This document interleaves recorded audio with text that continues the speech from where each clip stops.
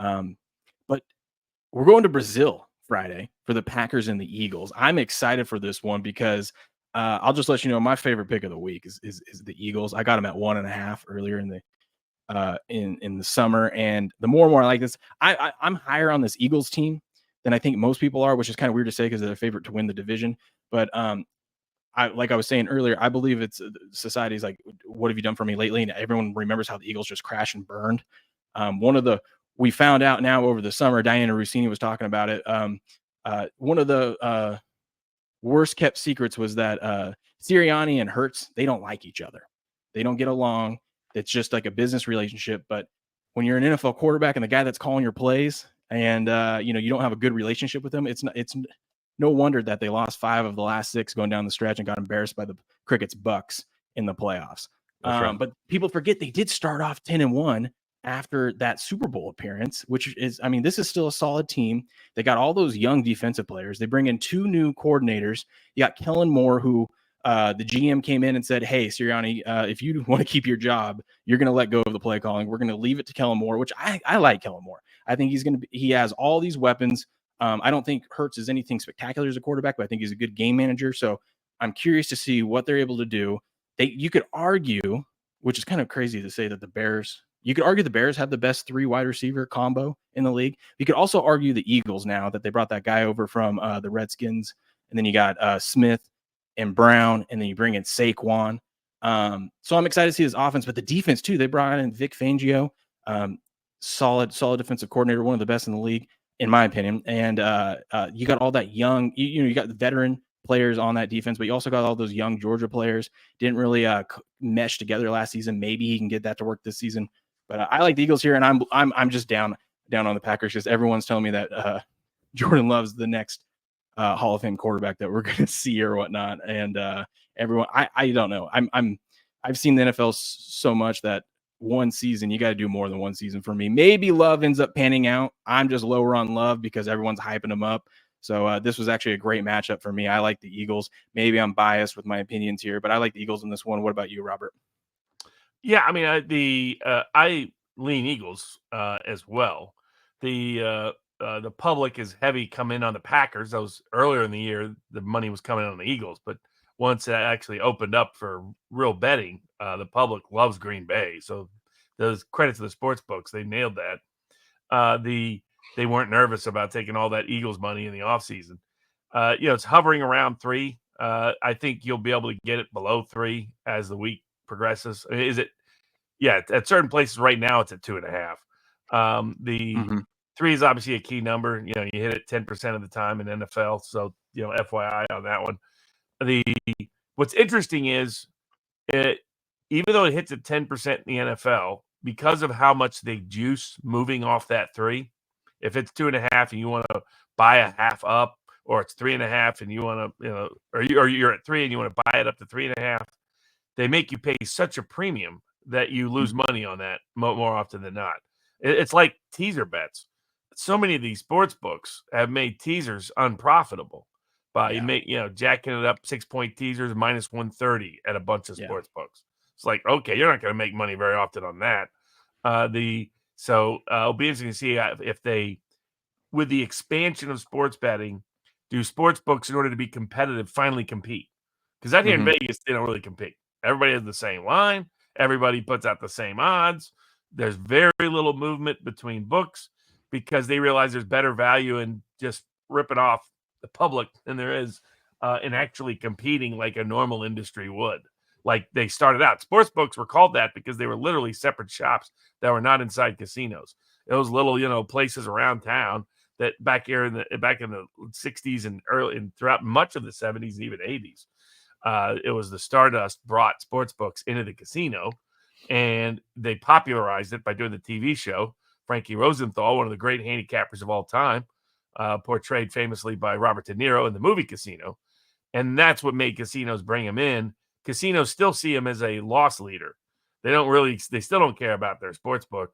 They want people coming into the sports book, so they go over to the casino. So they go over to the blackjack station. They go over to the roulette wheel. They go over to the craps. They leave the girlfriend, the wife, or grandma off at the slot machine who can just look at those beautiful images and while they lose little bits of money. just enough to keep them there all day. It's called parlays, the lottery tickets of sports betting. That's kind of the joy of it, the fun of it. Don't necessarily put a lot of your. I don't encourage people to put a lot of their money in it unless you get honest.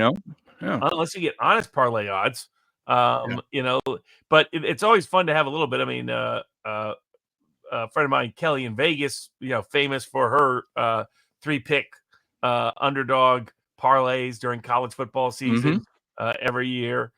Usually one of them will hit, and that will cover all the season's profits. It's just an added little fun thing to do that I think is just don't.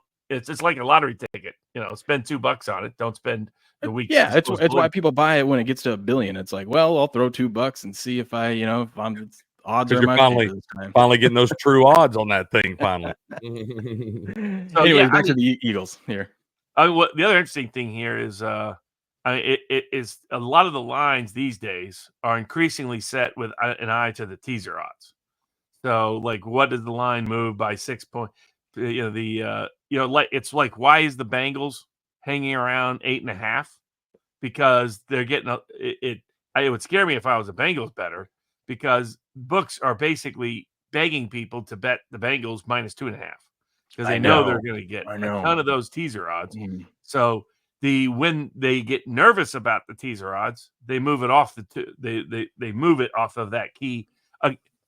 You have your key number, and now you have your key number for teasers, right? Which is kind of totally crazy. It's all of a sudden there's a big difference between 8.5 and 9. Didn't used to be a big difference between 8.5 and 9.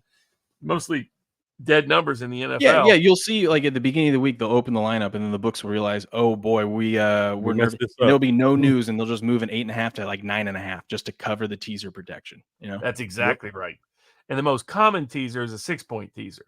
So that's where they're looking at those lines. Yeah, I mean, Eagles did more in the offseason than anybody. They clearly won the offseason battle in coaching changes, in personnel additions, in health returning. All three, Eagles the biggest changers. And this was the team that was in the Super Bowl and very close to winning it just 2 seasons ago. So they still have elite skill players. And then you add Saquon Barkley, and you can see what Dotson can do from Penn State, coming back home to Philly from Washington. He must just not fit into Kingsbury's offense, I guess, because it's not like they were overloaded at wide receiver at Washington. Right. They must just not necessarily. They don't not like him. They just don't like him in his fit. So but back to the Packers Eagles. Reason I lean Eagles, they did the most in the offseason. Packers really only maybe upgraded their defensive coordinator in the offseason. Otherwise, not a lot of big moves that draw your attention. They let Aaron Jones go, and Aaron Jones was key to their offensive success last year when he was healthy. I don't think I think he's on the backside of his career, given all of his health issues. So I don't know if Minnesota made such a great deal getting him, but it was, if you watch the Packers without Jones, they were a different team than with Jones. And I agree with you. I got to see Jordan Love do it for a whole year. First half of the year, I was fading him. He was terrible. Second half of the year, he was off the charts, exceptional, with some hiccups along the way. And the key is, how much has he woken up from that? How much is what we saw the second half? Now, this is another trends competing game. You look at LaFleur at the Packers. He's been a moneymaker as an underdog coach the whole time he's been in the Packers. So I'm not eager to get in front of the Packers if I was putting real cash on the game. But the Eagles made too many offseason improvements to ignore. And I'm not yet sold either on Jordan Love. I want to see him do it for a whole year before selling him as a top 5 quarterback in the NFL. Yeah, I think a lot of this Packers money coming in is probably recency bias from what you saw last year. The Packers, putting up a good fight against the 49ers there. And you had the Eagles, the back half of the season, really struggle. Then they go down to Tampa Bay and get blown out in that playoff game. And I think a lot of people are forgetting all that the Eagles have done in the offseason. Some of these younger guys that were rookies last year have grown up, going to have more experience now. And these Eagles probably going to have a chip on their shoulder right here, man. Jahan Dotson coming in adds to that receiving core like y'all talked about. So, I mean, to me, it just feels like the Eagles are, like Bob said, more more in tune to be able to come out and start fast right here. I think the Packers could take a little time for them to adjust. I like Jordan Love, I do, but I think that offense could look much differently with Josh Jacobs in the backfield rather than Aaron Jones. I don't feel like his skill set fits into that offense as well as Aaron Jones did. So I think there's going to be some time for adjustments there, and I think the Eagles are going to be prime ready to go. So I'm with you guys on this. I'm leaning the Eagles as well.